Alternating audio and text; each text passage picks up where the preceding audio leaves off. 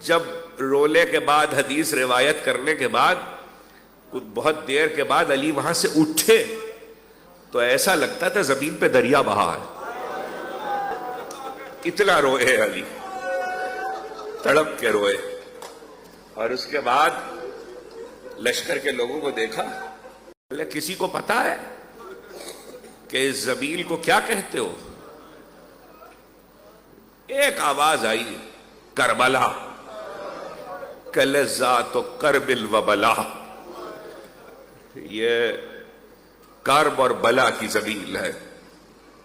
اور اس کے بعد بیٹے کی طرف دیکھا، بیٹا ساتھ ہے، بیٹے کی طرف دیکھا، شالے پہ ہاتھ رکھا، قریب کر کے کلیجے سے لگایا، کہ صبر یا ابا عبداللہ،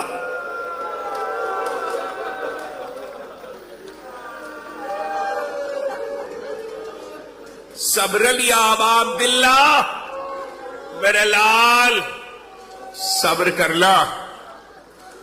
لوگوں نے ہاتھ جوڑ لیے، ہاتھ جوڑ لیے، کہ مولا کیا بات ہے؟ اگر آپ یاد رکھیں تو مصائب کی انہی منزلوں پہ بتلا دوں۔ کتابوں میں جتنے مقتل لکھے گئے، مقتل اس کتاب کو کہتے ہیں جس میں کربلا کے شہادتیں لکھی جاتی ہیں، تاریخ میں جتنے مقتل لکھے گئے سب 61 ہجری کے بعد لکھے گئے، یہ 36 ہجری ہے۔ تاریخ کا پہلا مقتل علی نے لکھوایا ہے یہی بیٹھے بیٹھے، حسین ابن علی کی شہادت سے پہلے، اور اس مقتل کے آثار موجود ہیں۔ راویوں نے علی کی بتائی ہوئی باتوں کو محفوظ کر لیا۔ لوگوں نے ہاتھ جوڑے، کہنے لگے مولا بات کیا ہے؟ عجیب بات دیکھی، پہلے خاک کو اٹھا کے سونگا، روئے، پھر بیٹے کو کلیجے سے لگا کے کہنے لگے صبر یا ابا عبداللہ، مولا کیا بات ہے، یہ کون سی زمین ہے؟ کھڑے ہو گئے علی، سنو گے، کھڑے ہو گئے، پورے لشکر پہ نظر ڈال کے بلند ہوئے، اور اس کے بعد زمین پہ، فرات کا کنارہ یاد رکھنا، زمین پہ مختلف جگہوں پہ نظر کی اور اشارہ کر کے کہنے لگے دیکھو اس جگہ کو دیکھو، وہاں اونٹ بٹھائے جائیں گے۔ سنو یہ جملے سنو، دیکھو اس جگہ کو دیکھو، وہاں اونٹ بٹھائے جائیں گے۔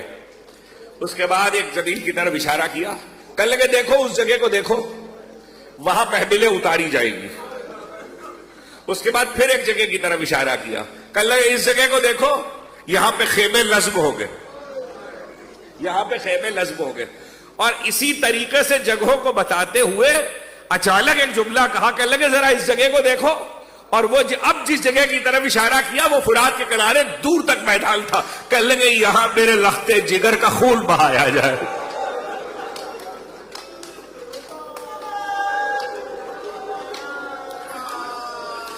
یہاں میرے گود کے پالے قتل کر دیے جائیں گے۔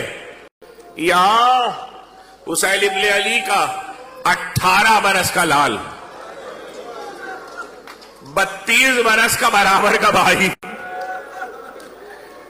13 برس کا یتیم بھتیجا، نہیں 6 ماہ کا لال۔ خدا نہ رلائے آپ کو کسی غم میں سوا غم حسین کے۔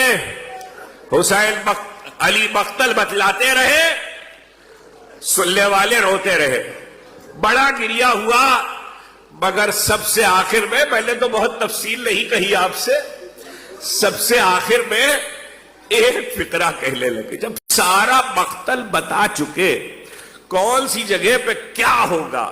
اسی کی دوسری مثال شب عاشور کا واقعہ ہے، جب حسین ہلال کو لے کے نصف شب میں نکلے تھے اور ہلال سے کہتے تھے ہلال آ میں تجھے بتاؤں میرا علی اکبر کہاں گرے گا، آ میں تجھے بتاؤں میرا علی اکبر کہاں گرے گا، زخم کھا کے مچھی کھا کے، ہلال آ میں تجھے بتلاؤں کہ میں علی اصغر کے لیے پانی کا کہاں سوال کروں گا۔ یہ اسی کی مثال ہے۔ اور ایسے میں علی بیان کر رہے ہیں اور سب بتا چکے، تو ایک لشیب کی طرف اشارہ کیا، لشیب کی طرف اشارہ کیا، اور لشیب کی طرف اشارہ کر کے کہنے لگے دیکھو اس جگہ کو دیکھو، یہاں میرا لال ذبح کیا جائے گا، یہاں میرا لال ذبح کیا جائے گا۔ جب سب بتا چکے کہنے لگے دیکھو اس کے بعد خیمے جلا دیے جائیں گے، آگ لگا دی جائے گی۔ اب جو جملہ کہا ہے مجھے آپ سے کچھ کہنے کی ضرورت نہیں، کہنے لگے اسی پہ بس نہیں ہے،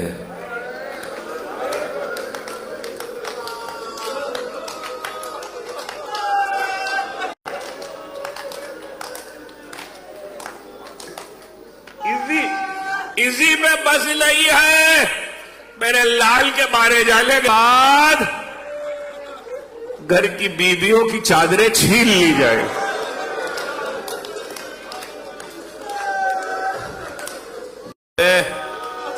بے مخلا و چادر بازاروں اور درباروں میں لے جایا جائے گا۔ یہ میں ہر سال 2 مقاصد ہے میرے، آپ کی آوازیں بلند ہوئی، خدا آپ کی آوازوں پر رحمت نازل کرے۔ میرے 2 مقاصد ہیں، ایک تو ہر سال محرم کا آغاز پہلی مجلس کا عشروں کا اس مصیبت کے ذکر سے اس لیے کرتا ہوں کہ میری نسلیں یہ یاد رکھیں کہ 10 دن کے لیے ہم جو آ کے بیٹھے ہیں فرش عزا پر، یاد رکھو، مجھے کہنے دو یہ بات، ہم 10 دن فرش عزا پر آ کر بیٹھے ہیں اس لیے نہیں بیٹھے کہ انواع و اقسام کی سبیلوں سے شربت پیے، ہم اس لیے نہیں بیٹھے کہ انواع و اقسام کے تبرک کے کھانے کھائیں، یہ سب فیض حسینی ہے، نہیں ایک پیاسے اور بھوکے کا فیض ہے۔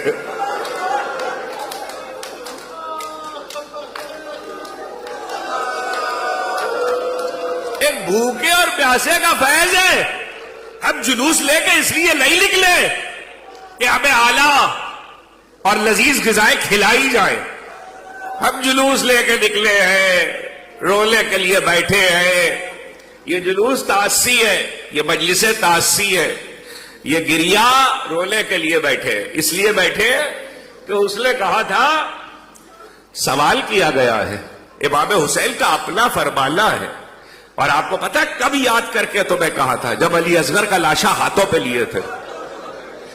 دیکھو جب کسی کی غربت اور مظلومی پہ رونا آئے تو پہلے مجھ پہ رونا اور چیخ مار کے رونا، تو میری نسل کے بچوں یاد رکھنا،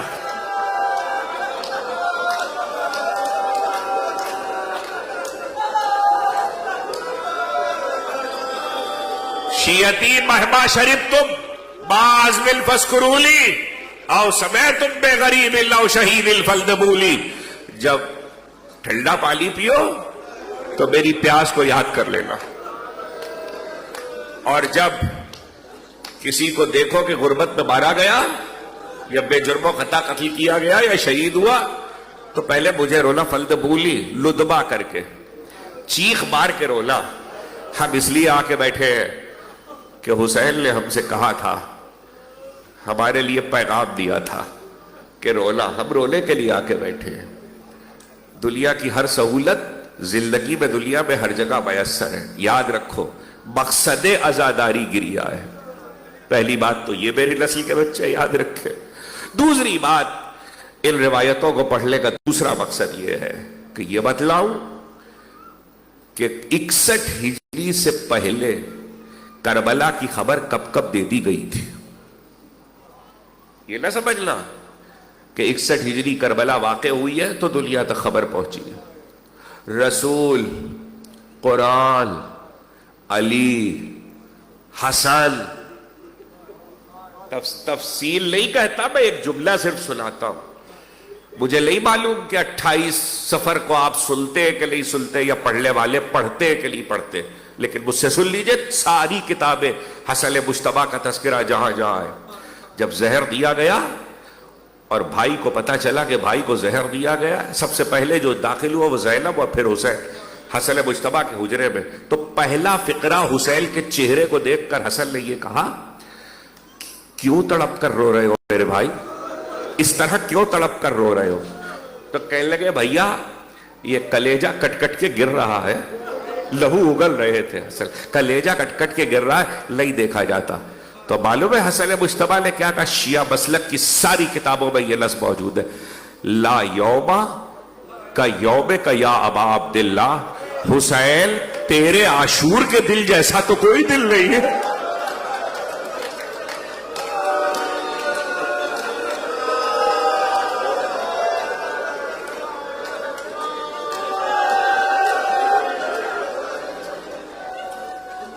حسین تیرے عاشور کے دل جیسا کوئی دل نہیں ہے.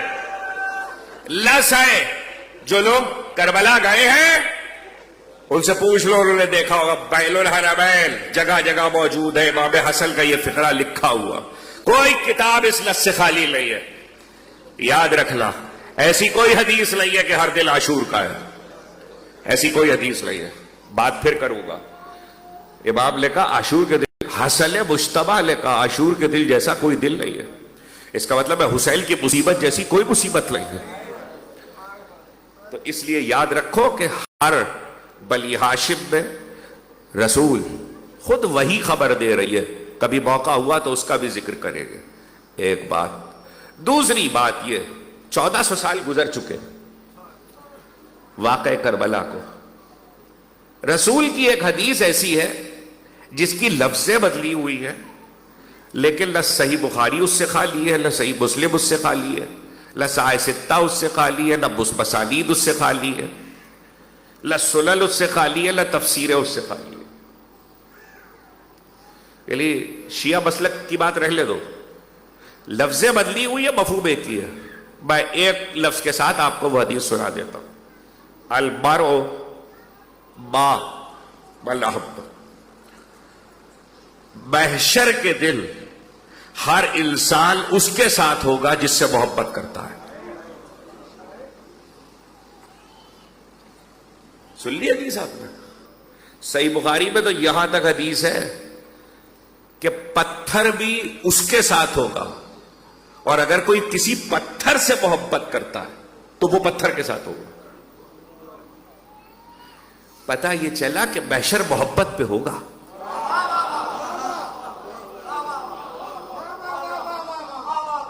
ہو چکی تمہید. عنوان کا تعارف ہے. آیت تک آنا ہے مجھے سلامہ بیان کے. یہ لائٹ بند ہو سکتی ہے؟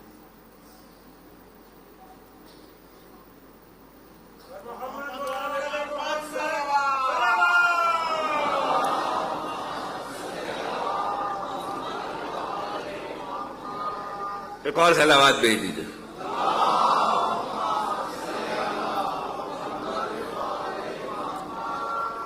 آیت تک آنا ہے مجھے، جسے میں نے سلامہ بیان میں پڑھا ہے، لیکن ذرا سا کچھ بدلے. کیا کہا رسول نے؟ ہر شخص اس کے ساتھ ہوگا جس سے محبت کرتا ہے. نمازیں پڑھی اللہ کے لیے، ہوگا اس کے ساتھ. روزے رکھے اللہ کے لیے، ہوگا اس کے ساتھ. زکات دیے اللہ کے لیے، ہوگا اس کے ساتھ. حج کیا اللہ کے لیے، ہوگا اس کے ساتھ. پتہ چلا محشر کا فیصلہ، محشر کی نوعیت تمہاری نمازوں پہ مبنی نہیں ہے. قیامت تمہارے روزوں پہ نہیں رکی ہوئی، عبادتوں پہ نہیں ہے. قدرت یہ دیکھے گی محبت کس سے کرتے ہو. تو اب جب یہ طے ہے ملت، میرا جملہ یاد رکھنا، جب ملت مسلمہ میں یہ طے ہے رسول کی نصوص کے مطابق کہ ہر شخص اس کے ساتھ ہوگا جس سے محبت کرتا ہے، تو امکانی پہلو تو دو ہی ہے نا، آپشنز تو دو ہی ہے، تیسرے تو کوئی نہیں ہے. یا میں اس سے محبت کروں جس سے خدا نفرت کرتا ہے،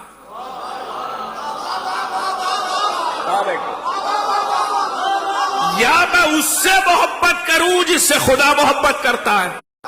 تیسرا تو کوئی امکان نہیں ہے. امکانات تو دو ہی ہیں. تو جب محشر میں مجھے اس کے ساتھ ہونا ہے جس سے میں محبت کرتا ہوں، تو اب یا تو میں اسے زندگی میں ڈھونڈ لوں جس سے خدا محبت کرتا ہے، یا اس سے محبت کروں جس سے خدا نفرت کرتا ہے۔ اب مجھے آپ بتائیے، 2 جملے میں رسول نے بشر سمجھا دیا، 2 جملوں میں رسول نے بشر سمجھا دیا۔ جس بشر کو لوگ نامہ اعمال میں ڈھونڈ رہے ہیں،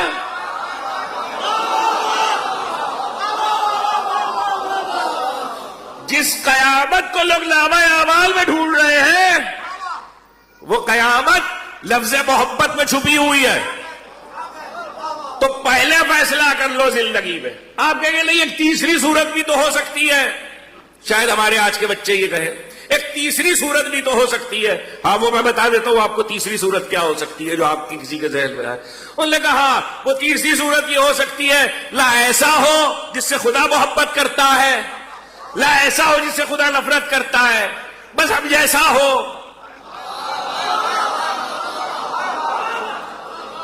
بس اب جیسا ہو۔ تو سوال یہ ہے کہ وہ بھی اسی کیٹیگری میں آ گیا، اس لیے کہ اگر وہ اس کیٹیگری میں نہیں ہے جس سے خدا نفرت کرتا ہے، تو وہ اس کیٹیگری میں بھی نہیں ہے جس سے خدا محبت کرتا ہے۔ جب انجام ہی اللہ کی مرضی پر ہونا ہے اور مرضی رکی ہوئی ہے محبت پر، تو درمیان کے راستے پر ڈھونڈو۔ صفین سے پلٹ رہے تھے، کسی نے علی سے کہا، آپ نے دیکھا میں نے آپ کے دشمن کا ساتھ نہیں دیا، کہنے لگے تو تو نے میرا ساتھ کب؟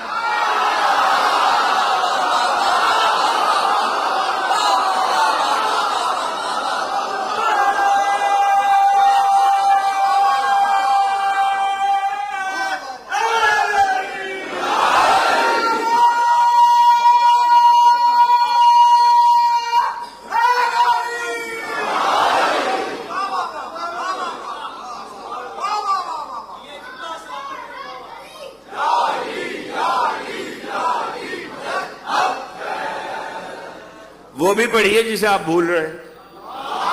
صلی اللہ، میں پڑھ رہا ہوں، میرے ساتھ پڑھیے، پڑھیے، اللہم صلی علی محمد، محمد، عادت ڈالیے، عادت صحیح درود پڑھنے کی، محمد وآل محمد۔ یہ مذہب کا مسئلہ نہیں ہے، گرامر کا مسئلہ ہے، اور اگر گرامر غلط ہوتی ہے تو معنی غلط ہو جاتے ہیں۔ اب پڑھیے پھر صحیح، محمد وآل محمد۔ جزاکم اللہ۔ بحشر تو رکا ہوا ہے محبت پر، محبت پر۔ تو کس سے محبت کر رہے ہو؟ اس کے ساتھ ہوگا۔ کیا کہا رسول اللہ؟ ساتھ ہوگا۔ میں نے بھی آیت وہی پڑھی ہے جس میں ساتھ کا بیان ہے، اور وہیں سے مجھے اپنے عنوان کا تعارف کرانا ہے۔ یہ آیت سورہ نساء کی ہے، ذرا سا میں سورہ کا تعارف بھی کرا دوں۔ یہ سورہ نساء کی آیت ہے، ترتیب تلاوت کے لحاظ سے چوتھا سورہ ہے۔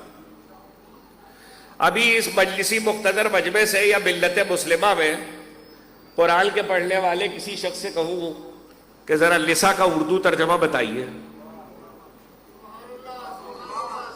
تو وہ کہے گا خاتون،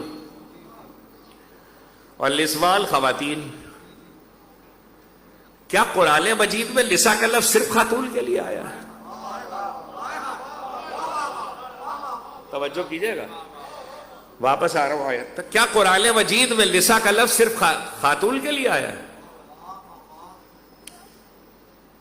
یوصیکم اللہ فی اولادکم للذکر مثل حظ الانثیین وإن کن نساء۔ یہ آیے میراث ہے، بچے اسے یاد رکھیں۔ ویسے بھی آیے میراث یاد رکھنی چاہیے۔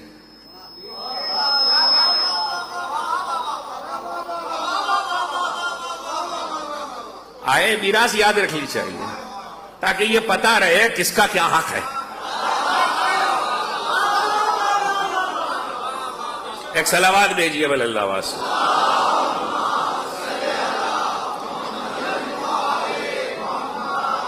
آئے میراث یاد رکھنی چاہیے تاکہ پتہ رہے کس کا کیا حق ہے. اور ظاہر ہے کہ جو لوگ یہاں پاکستان میں میراث کے قوانین کے سلسلے میں جو گزشتہ برسوں میں ایک فرقوں کے درمیان کا ایشو رہا ہے، میں آپس کی میراث کی بات کر رہا ہوں. یعنی میں مر جاؤں تو میری میراث کس کو ملے گی؟ تو اگر میرا بیٹا میری بیٹی کو میراث نہ دے،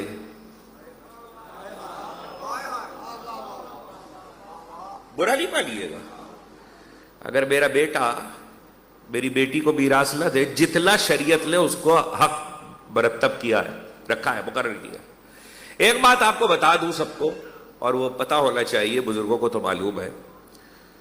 3 مسئلے ایسے ہیں جو اگرچہ سارا دین سنت رسول پر ہے، لیکن 3 مسئلے ایسے ہیں جو اللہ نے قرآن میں کھل کر جزیات کے ساتھ ڈسکس کیے ہیں، وہ سنت پہ نہیں چھوڑے. اس میں ایک ہے نکاح، ایک ہے طلاق، ایک ہے میراث. نکاح پہ اگر جھگڑا ہوگا فیصلہ قرآن کرے گا، طلاق پہ جھگڑا ہوگا فیصلہ قرآن کرے گا، میراث پہ جھگڑا ہوگا فیصلہ قرآن کرے گا. اسی لیے بیٹی نے قرآن کی آیت پڑھی تھی.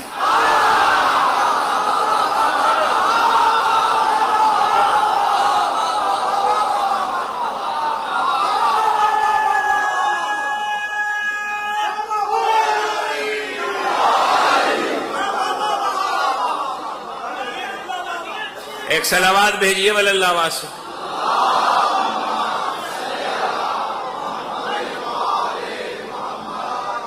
تو میراث پہ جھگڑا ہوگا، نکاح پہ جھگڑا ہوگا، طلاق پہ جھگڑا ہوگا، فیصلہ قرآن کرے گا. اللہ نے ایک ایک جز قرآن میں بیان کیا ہے طلاق، نکاح اور میراث کا. اب مجھے اس پہ رکنا نہیں ہے، میں تو صرف لفظ نساء پہ رکا تھا تاکہ اس کا تعارف کرا دوں تو آگے بڑھ جاؤں. آئے میراث کو اللہ نے ایک لفظ سے شروع کیا ہے، وہ لفظ بھی یاد رکھیے، یوصیکم اللہ. اللہ تمہیں وصیت کرتا ہے، اللہ تمہیں حکم دیتا ہے. نہیں، یہ الگ بات ہے، اس کی وصیت بھی حکم ہے، نافذ ہے. لیکن یہاں پہ لفظ امر یا حکم نہیں ہے، اللہ تمہیں وصیت کرتا ہے.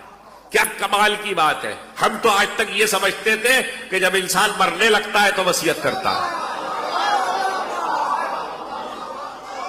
وہ بھی بتاتا ہوں، قرآن سے وہ بھی بتاتا ہوں. ہم تو یہ سمجھتے تھے کہ جب انسان مرنے لگتا ہے تو وصیت کرتا ہے. اللہ کہہ رہا ہے اللہ وصیت کرتا ہے، اور وہ حی ہے، لا یموت، اسے موت نہیں ہے. تو اللہ وصیت کرتا ہے، وصیت نافذ ہے، اور اللہ کی وصیت ہی اس کا حکم ہے. آیہ میراث کو وصیت سے شروع کیا ہے. اب ایک اور آیت سن لیجئے، کتب علیکم. یہ کتب علیکم سے تو آپ واقف ہو گئے. آیہ روزہ، کتب علیکم الصیام، کیا مطلب؟ لکھ دیے گئے، واجب کر دیے. کتب علیکم اذا حضر احدکم الموت ان ترک خیر الوصیہ. اللہ نے تم پر واجب کر دیا ہے، واجب کر دیا سب پر، قیامت تک قرآن کے پڑھنے والے مسلمانوں پر، امت پر واجب کر دیا. کیا واجب کیا؟ اذا حضر احدکم الموت، جب تم میں کسی پر موت کا وقت آ جائے اور اسے یقین ہو کہ میں اب دنیا سے جانے والا ہوں، تو وہ اپنے ترکے اور چھوڑے جانے والی چیزوں کے بارے میں وصیت کرے. اس پر واجب ہے. نماز کی طرح وصیت واجب ہے، روزے کی طرح وصیت واجب ہے، حج کی طرح وصیت واجب ہے. وصیت کا ترک کرنے والا گنہگار ہے. اچھا، نماز کا تو توجہ کیجئے گا، مسائل کہیں اور چلے جائیں گے. نماز کا مسئلہ یہ، کمال حیدر نے چھوڑ دی، نہیں پڑھی، قضا کر لی، مر گئے، دنیا سے چلے گئے. 2 صورتیں ہیں، یا تو بڑا بیٹا پڑھ لے، قضا پڑھوا لیجئے، یا کسی سے اجرت پہ پڑھوا لیجئے، ادا ہو جائے گی، روزہ بھی ادا ہو جائے گا. وصیت کا کیا کیجئے گا؟ وصیت کا کیا کیجئے گا؟ وصیت تو جو کرنا تھا جس کو وہ مر گیا وہ چلا گیا, وصیت تو نہیں ادا ہو سکتی. بھائی ایک وصیت ہے, ایک بات اور ہے وہ بھی بتا دیتا ہوں. نماز روزہ حج زکات خم جہاد جتنا کچھ اگر میں کچھ چھوڑ گیا واجبات میں سے تو یا تو بڑا بیٹا ادا کرے یا اجرت پہ آپ ادا کروائیے. لیکن اگر میں مر گیا, دنیا سے چلا گیا, نمازیں میرا بیٹا اجرت پہ بھیج سکتا, پڑھ کے بھی بھیج سکتا ہے, روزے بھی بھیج سکتا ہے, حج بھی بھیج سکتا ہے. لیکن اگر میں بغیر اہل بیت کی محبت کے مر گیا تو میرا بیٹا اجرت پہ ولایت نہیں بھیج سکتا.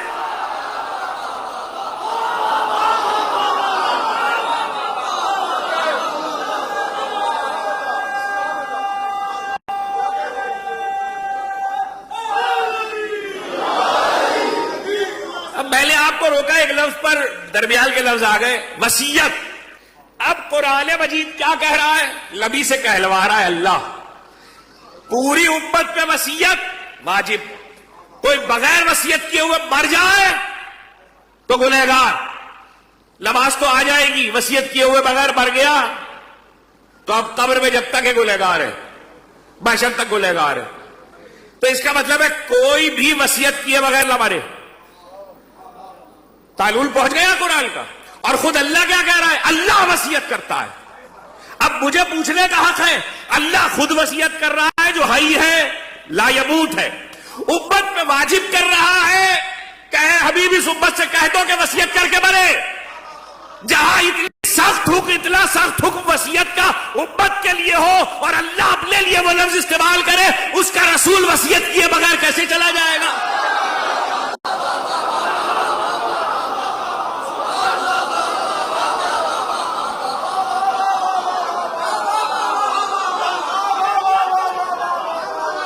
اس کا رسول.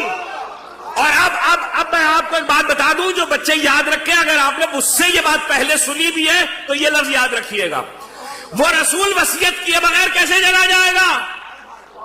اب میں وصیت کروں تو جس کے نام کروں گا وہ کون ہوگا؟ شریعت مقدسہ اور اسلام کی ٹرمنالوجی میں وہ وصی ہے.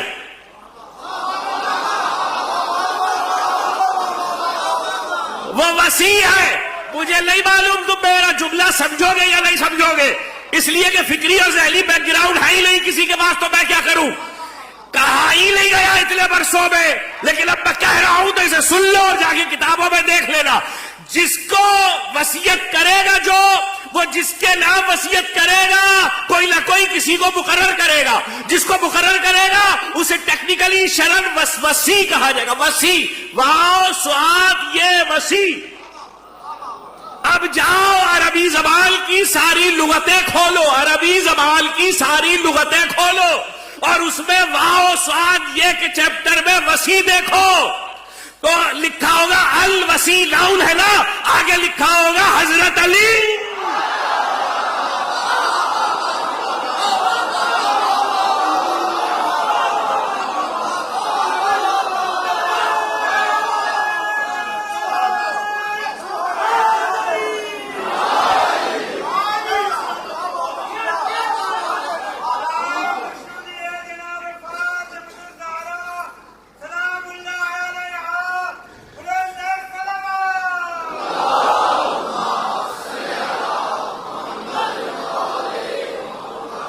آگے لکھا ہوگا حضرت علی. یہ رک کر جملہ اس لیے کہا تھا کہ اگلی بات پہنچا دوں جس کا فکری اور علمی بیک گراؤنڈ ابھی کہیں موجود نہیں ہے. جن کو پتا ہے انہیں پتا ہے, لیکن آپ معاشرے میں نہیں ہے. اب میرے لفظ کو آپ کیسے سمجھیں گے مجھے نہیں پتا. الوصی جہاں بھی لکھا ہوگا مطلب کون ہے؟ اس کا مطلب ہے علی کا نام, علی کا لقب ہی وصی ہو گیا. وصی وصی وصی. 18 ذیلحجہ کو غدیر کی یادیں منانے والوں, ولی سے بڑا لفظ وصی ہے.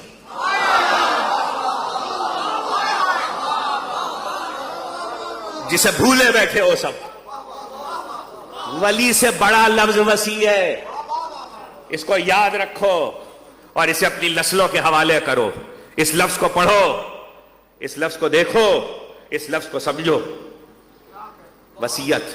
اب وصیت میں کہا کیا جا رہا ہے؟ یوصیکم اللہ فی اولادکم للذکر مثل حظ الانثیین. اللہ تمہیں وصیت کرتا ہے تمہاری اولاد کے بارے میں کہ اگر بیٹا ہو، ذکر مذکر، اگر بیٹا ہو تو اس کا دوہرا ہے حصہ میراث میں. کیا ترجمہ کیا آپ نے؟ اگر بیٹا ہو. اب سنیے، وَإِلْ كُلَّ لِسَاءً فَوْقَ اثْنَتَيْنِ فَلَهَا ثُلُثُهُنَّ. اب میں کیا ترجمہ کروں؟ تھوڑی سی عربی چلنے والے بھی اگر یہاں بیٹھے ہیں، میں کیا ترجمہ کروں؟ الکل لسان. پہلے ٹکڑے کا کیا ترجمہ تھا؟ اگر بیٹا ہو تو دوہرا ہے. اس ٹکڑے کا ترجمہ کیا کروں؟ اگر خاتون ہو، یہ ترجمہ کروں. اگر آپ آئے میراث میں ترجمہ کریں گے خاتون ہو تو خاتون ماں بھی ہے، خاتون بیوی بھی ہے، خاتون بہن بھی ہے، خاتون بیٹی بھی ہے. اور اللہ یہاں پہ نہ ماں کی میراث بیان کر رہا ہے، نہ بہن کی، نہ بیوی کی. کہاں بیٹھے ہیں آپ؟ بیٹے کے مقابلے پہ میراث بیٹی کی بیان ہو رہی ہے. وَإِلْ لِسَان، اور اگر بیٹی ہو، الکل لسان اگر بیٹی ہو تو قرآن مجید میں لسا کا لفظ بیٹی کے لیے بھی آتا ہے. بیٹی کے لیے بھی آیا ہے، صرف خواتین کے لیے نہیں آیا. یہ غلط فہمی مشہور ہو گئی کہ خواتین کے لیے آیا ہے، اس لیے لوگ معنی نہیں سمجھ سکے. قرآن میں لسا کا لفظ بیٹی کے لیے بھی آیا ہے. پہنچ گیا قرآن سے فَقُلْ تَعَالَوْا نَدْعُ أَبْنَاءَنَا وَأَبْنَاءَكُمْ وَنِسَاءَنَا وَنِسَاءَكُمْ.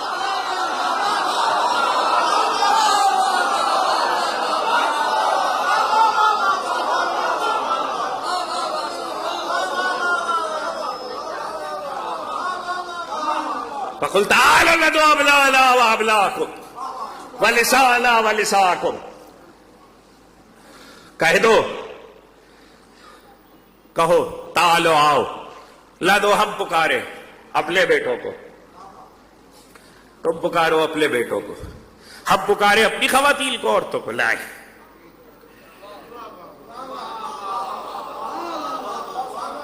اب بہت سے مفہوم خود ہی ذہن میں صاف ہو گئے ہوں گے. ہم پکارے اپنی بیٹیوں کو، صیغہ جمع کا تھا، گئی ایک ہے. صلوات بھیجے محمد والے.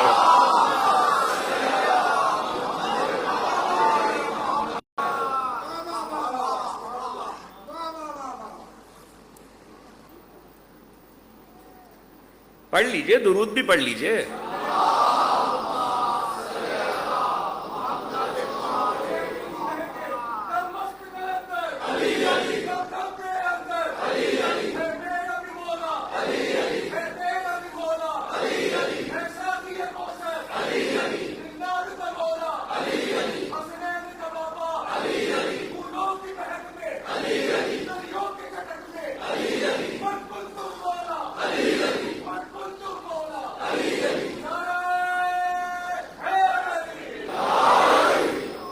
ایک باواز ملن صلوات بھیجیے.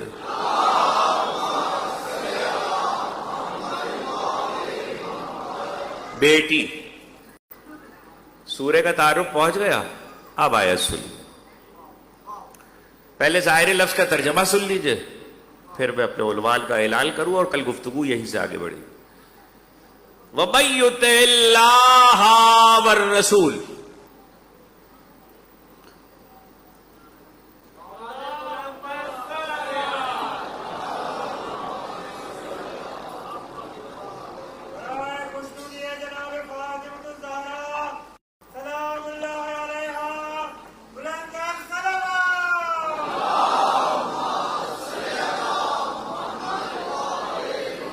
وَمَن يُطِعِ اللَّهَ وَالرَّسُولَ، جو اللہ کی اطاعت کرتا ہے اور کرتا رہے گا. مضارع کا صیغہ ہے. جو اللہ کی اطاعت کرتا ہے اور کرتا رہے گا، صرف اللہ کی نہیں، رسول کی. جو اللہ کی اور رسول کی اطاعت کرتا ہے اور کرتا رہے گا، اولائکا، وہ ایک ہو یا زیادہ ہو، مع الذین انعم اللہ علیہم، وہ ان کے ساتھ ہوگا.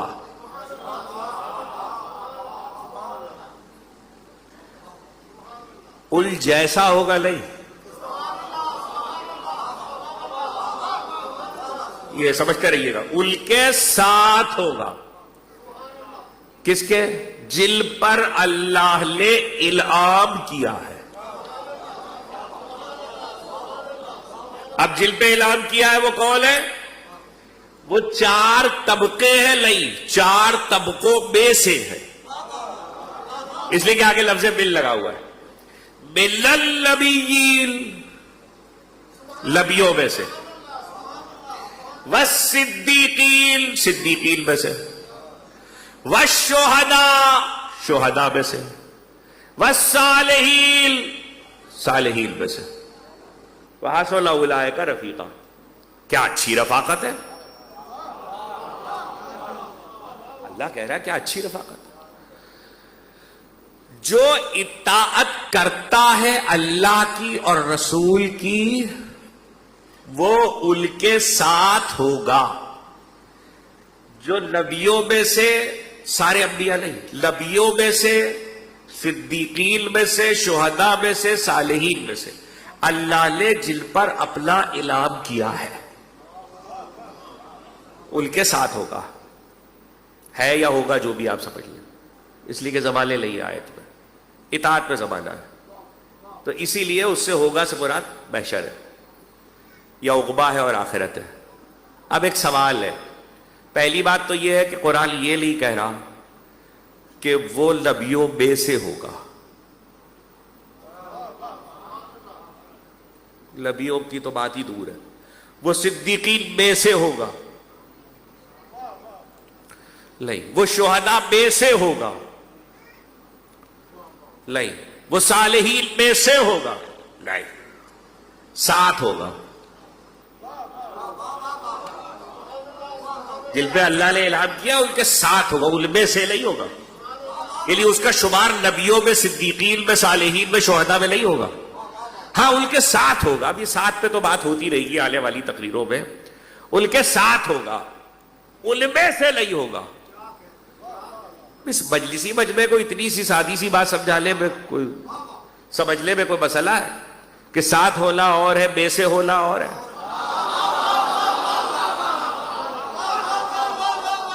ساتھ ہوگا، ان میں سے نہیں ہوگا.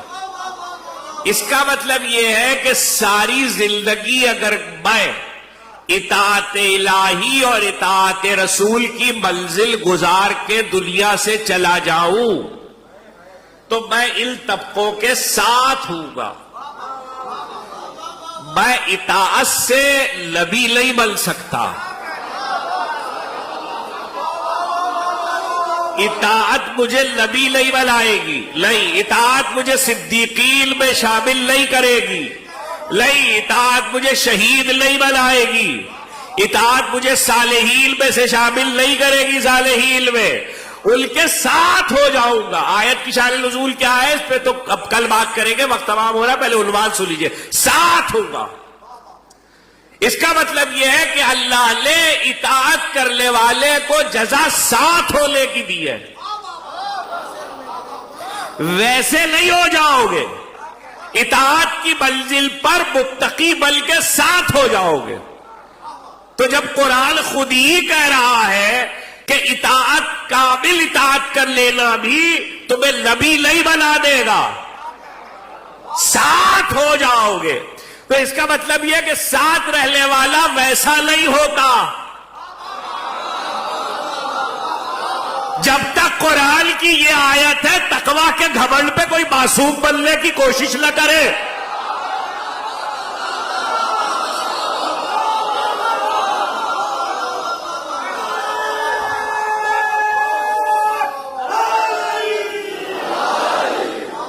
صلوات بھیجیے محمد و آل محمد.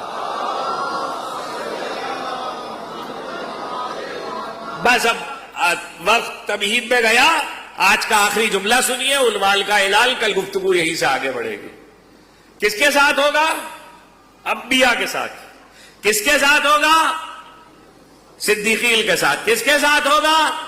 شہداء کے ساتھ. کس کے ساتھ ہوگا؟ صالحین کے ساتھ. باب یہ فقرہ آپ کیسے سمجھے گے مجھے نہیں پتا. ساری صورتوں میں بھی نبیین کے ساتھ ہوگا, صدیقین کے ساتھ ہوگا, شہداء کے ساتھ ہوگا, صالحین کے ساتھ ہوگا. قرآن کے ساتھ نہیں کہا. کہاں بیٹھے ہو؟ قرآن کے ساتھ نہیں کہا تو معلوم ہوا سارے معاشرے کو الگ کر دیا اور علی کے لیے کہا القرآن والی والی وال.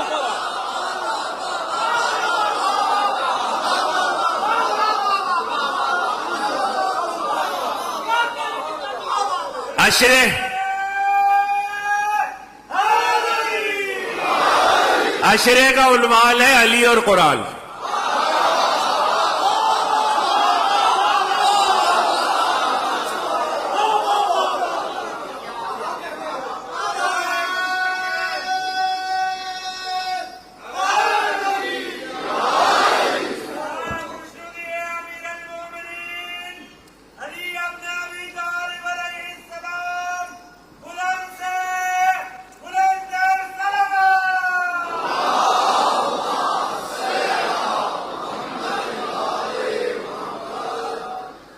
ایک اور بل اللہ واسطے صلوات میں.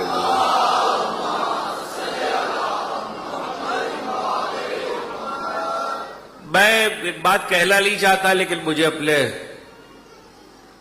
ظاہر ہے کہ کبھی لاہور پڑھ رہا ہوتا ہوں تو کراچی کے بہت سے دوست نظر آ رہے ہوتے ہیں, اور کبھی کراچی پڑھ رہا ہوتا ہوں تو پنجاب کے بہت سے دوست نظر آ رہے ہوتے ہیں.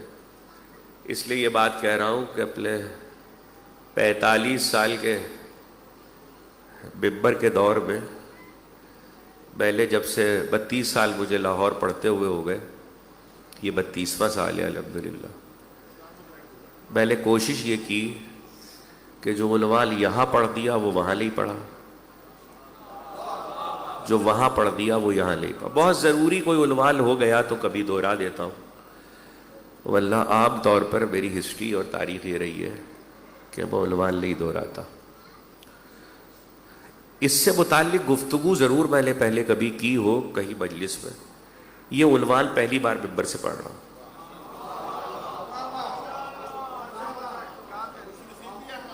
قرآن اور اہل بیت میں نے جب پہلی بار ممبر پہ خیمہ سادات کے اشرا پڑھا تھا تو میرا پہلا سال جب لاہور میں تھا تو میرا عنوان تھا قرآن اور اہل بیت.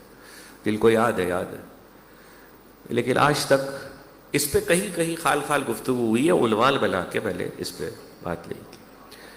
اس سال میں نے سوچا کہ یہاں میں اس پہ بات کروں. اب یہ کہ اس کے کتنے پہلو ہیں اس پہ تو آنے والی تقریروں میں بات ہوگی. عنوان سن کر کوئی شاید یہ سمجھ رہا ہو, یہ تو اپنی اپنی سمجھ کی بات ہے, مجھے کیا پڑھنا ہے وہ مجھے پتا ہے. شاید کوئی یہ سمجھ رہا ہو کہ یہ بتائیں گے کہ علی نے قرآن کے بارے میں کیا کہا, یا شاید یہ کوئی سمجھ رہا ہو کہ یہ بتائیں گے کہ قرآن نے علی کے بارے میں کیا کہا. لیکن دو پہلوؤں کے بعد میری نظر میں تو اور بھی بہت سے پہلو ہیں. اس لیے کہ بس آج کا آخری لفظ, اردو زبان کی مجبوری یہ ہے کہ مجھے عنوان میں لفظ اور رکھنا پڑا ہے.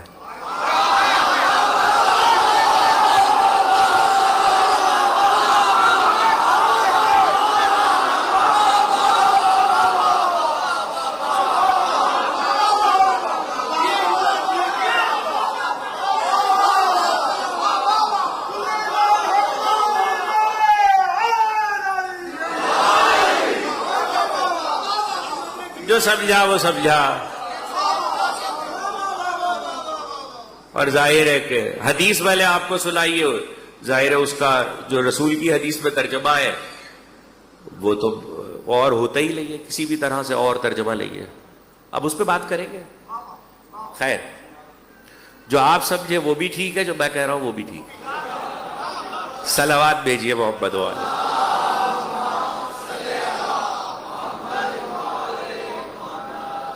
باہر صورت انشاءاللہ بتوفیق الہی بتائی دے محمد والے محمد. کل اسی منزل سے آگے بڑھیں گے. کبھی ہمارے بچوں نے یہ غور کیا ہے؟ مجھے نہیں معلوم کہ آج کے بچے جب اذا خانہ سجاتے ہیں تو ان کو اس رواج کا پتہ ہے. رواج اس لیے کہہ رہا ہوں، ورنہ رواج نہیں ہے، وہ ایک بہت بڑی حقیقت ہے. ہمارے ہاں جب بھی شہر نشین اور اذا خانے سجائے جاتے ہیں محرم کی چال کے ساتھ، تو رحل رکھ کر ایک قرآن ساتھ رکھا جاتا ہے. دیکھا ہے نا؟ نہیں رکھتے تو رکھا کرے. رسول دونوں کو ساتھ چھوڑ کے گئے تھے، اور اس کے کچھ مقاصد ہیں. باہر صورت یہ ایک الگ موضوع ہے کہ قرآن مجید نے اس پہ کہاں بات کی کہ اذا یتلی علیہم یخرون للاذقان سجدا، اور کئی لفظوں کے تبدیلی کے ساتھ اس مفہوم کو قرآن میں کئی جگہ رکھا گیا کہ جب کچھ لوگ وہ ہیں جن پہ قرآن کی آیتوں کی تلاوت کی جاتی ہے تو وہ روتے روتے سجدے میں گر پڑتے. یہ مختلف پہلوؤں سے بیان ہوا، کروں گا اس کا بھی ذکر کر دوں گا. اس کا مطلب ہے کہ گریے کا اور قرآن کا کوئی تعلق ہے، آنسوؤں کا اور قرآن کا کوئی تعلق ہے. آج تو پہلی ہے،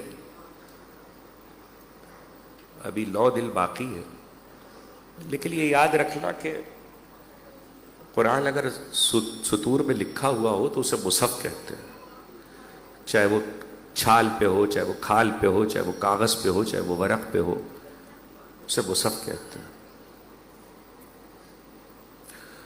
یہ بات زمانہ یاد رکھے کہ حسین ابن علی جب چلے ہیں مدینے سے تو تاریخ اس وقت تو نہیں بتلا سکی، لیکن شام غریبہ میں تاریخ نے بتلایا، شب عاشور میں تاریخ نے بتلایا، انصار حسین میں اور حسین کے گھرانے میں.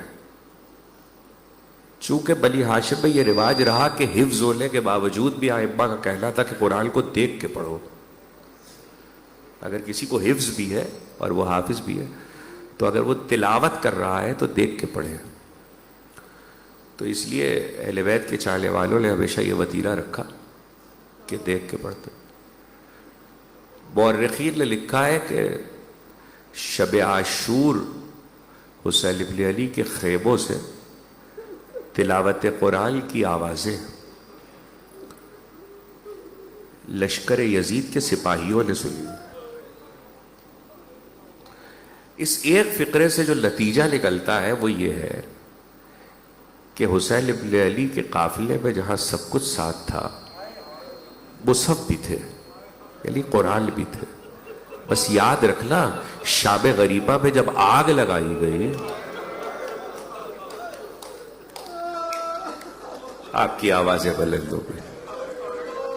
خدا نہ رلائے آپ کو کسی غم میں سوا غم اہل بیت کے، خدا نہ رلائے کسی غم میں سوا غم حسین کے.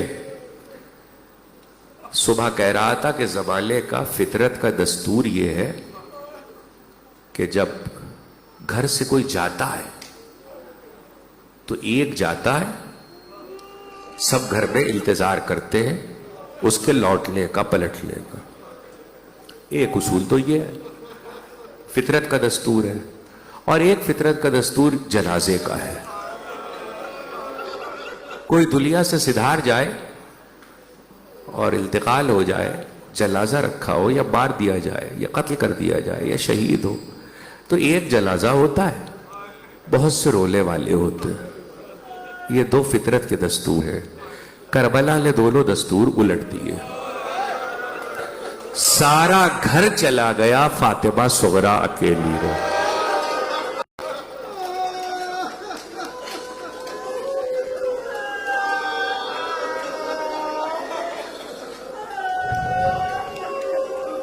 خدا آپ کی آوازوں پہ رحمت نازل کرے، خدا آپ کی آنکھوں پہ رحمت نازل کرے.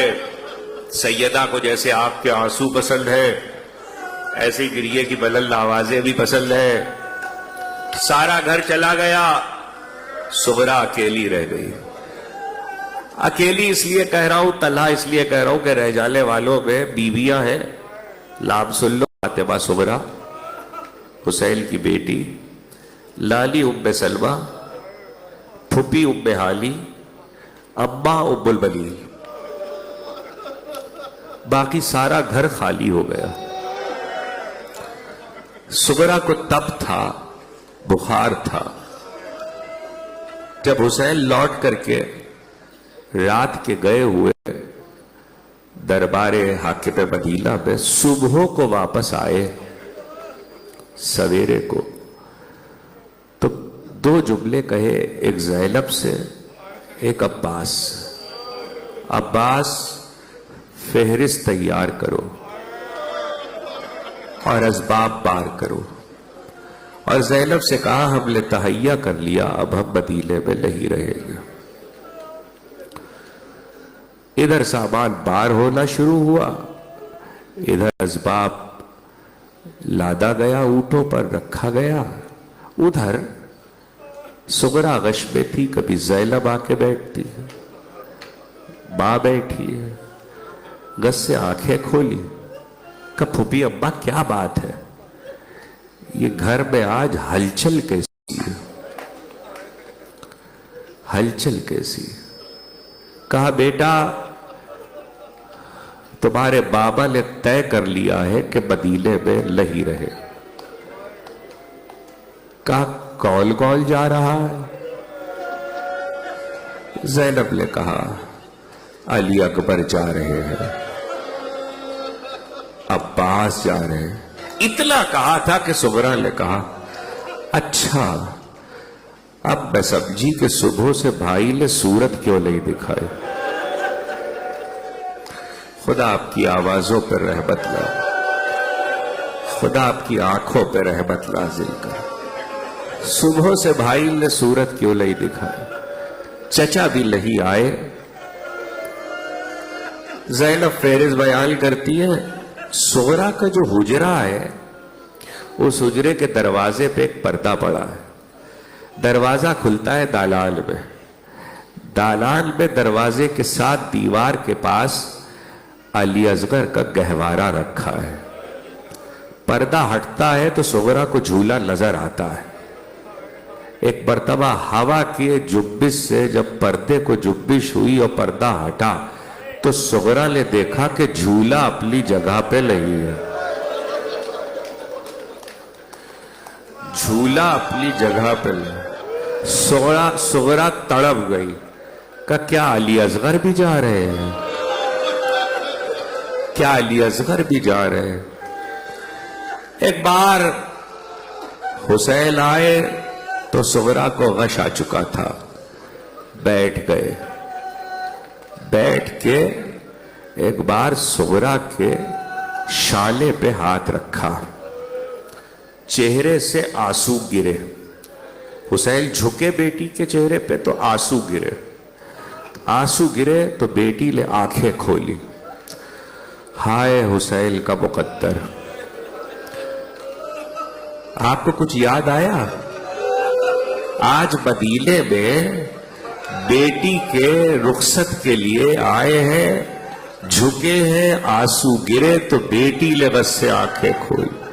کل بیمار بیٹے سے رخصت لیں گے, آنسو گرے گے تو بیٹا آنکھیں کھولے.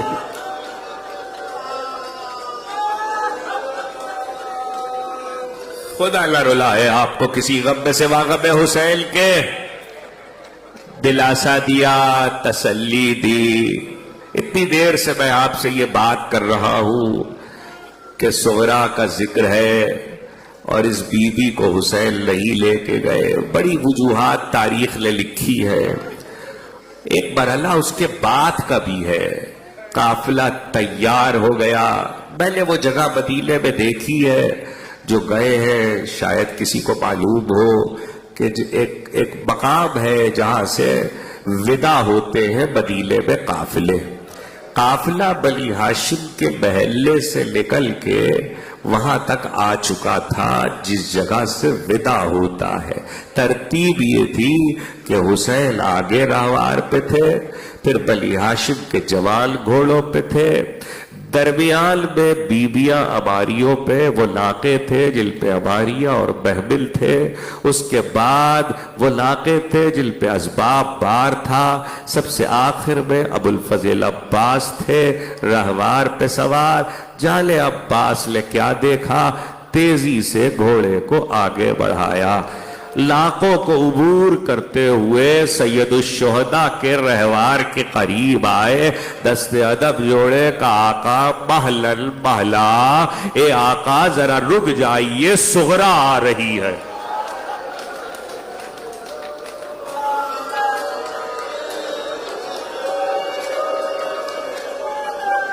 اے آقا ذرا رک جائیے صغرا آ رہی ہے۔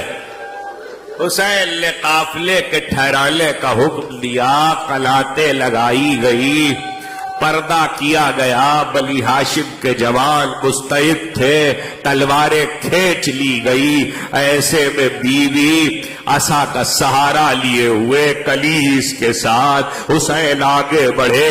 بیٹا ہم نے تمہیں رخصت کر دیا تھا، کہا بابا ایک بار علی اصغر کی صورت دے، ایک بار علی اصغر کی صورت دیکھ لے۔ حسین نے ایک مرتبہ طلب کیا علی اصغر کو، ام رباب کی گوشت سے آئے حسین کی آغوش تک، حسین نے آگے بڑھایا، صغرا نے آغوش میں لیا۔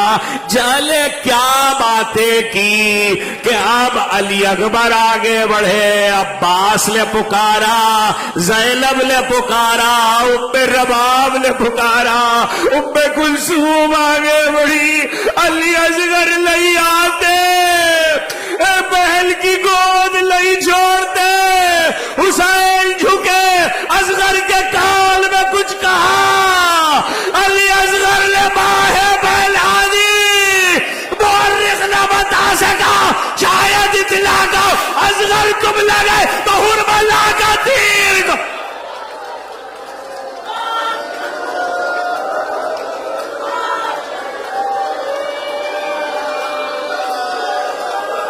ازاداروں مجلس ختم کر دیتا، مگر ایک جملہ سن لو بس، اس لیے کہ ذکر صغرا کا ہے، صغرا بی بی کا تذکرہ ہے، پہلے اتنی دیر ذکر کیا، آج تک مقاتل کے تجزیہ نگار مورخین علماء حیران، آخری جملہ، آخر صغرا کو حسین کیوں نہ لے کے گئے؟ مجلس ختم ہو گئی، ایک وجہ سب نے لکھی ہے، فاطمہ صغرا سر سے پاؤں تک فاطمہ زہرا کی شبیہ تھی، حسین نے نہیں چاہا